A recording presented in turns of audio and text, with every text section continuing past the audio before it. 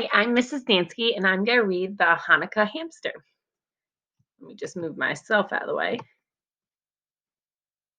December had come to the city. Decorations glittered on rooftops and windows.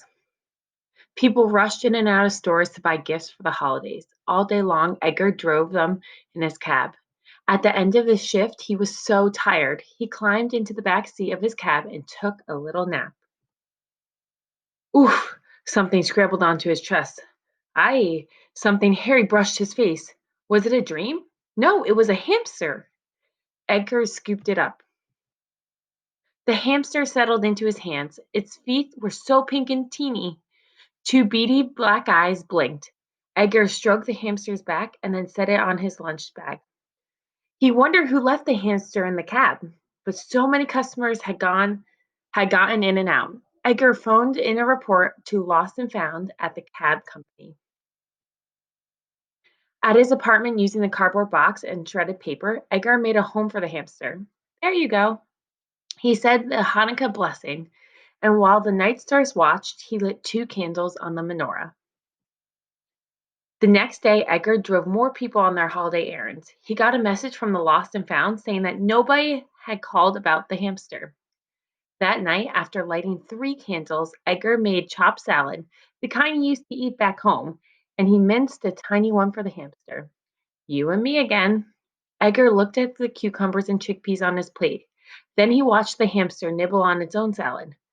Okay, if I call you Chickpea? The following night, Edgar stopped at the Lost and Found desk. Has anyone called about the hamster? The manager shook his head. Edgar looked at the hamster supplies at the pet shop. He counted the tip money in his pockets, enough for a nice wheel. I really shouldn't, Edgar thought. So instead, he bought food. When he got home, he said the blessings and lit four candles. Chickpea got into the bowl with his hamster food. He did a backflip. Was that a little smile?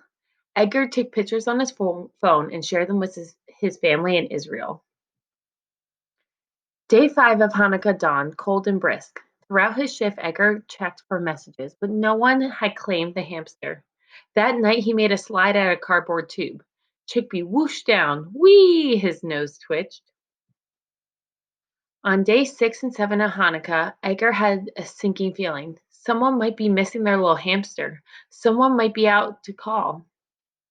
While the Hanukkah candles burned down, Edgar told Chickpea about Tel Aviv, about the outdoor cafes, the palm trees, the warm breezes. He pet him on the back stripe, on his back black stripe, and the hamster fell asleep. The next morning, Edgar drove the customer to the outskirts of town. When he stopped the cab, the houses looked familiar. So did the woman standing in front of them with the boy. She was the woman who had driven a few days ago. That must be her son. Edgar felt a punch in his heart. He made himself wave and roll down the window. Little boy, he said, did you lose a hamster? The hamster, the boy cried. I brought him for my classroom, the woman said. He disappeared the same day. She looked closely at Edgar. But I didn't think he escaped during the cab ride. We thought he was hiding in the bedding, the boy said. Then we saw the cage door was loose. Edgar showed him the pictures on his phone. I've been calling him Chickpea. There he is eating salad, his favorite. Here he is going down the slide. Look at his black stripe. He loves when you pet him there. The woman squinted down at one of the photos. Do I see a menorah? Yes, said Edgar. Me and Hamster, we've been celebrating Hanukkah together. You and the hamster, the woman said. Do you have family here? No, they're all back in Israel. So do you live by yourself? Edgar nodded. So do you live by yourself?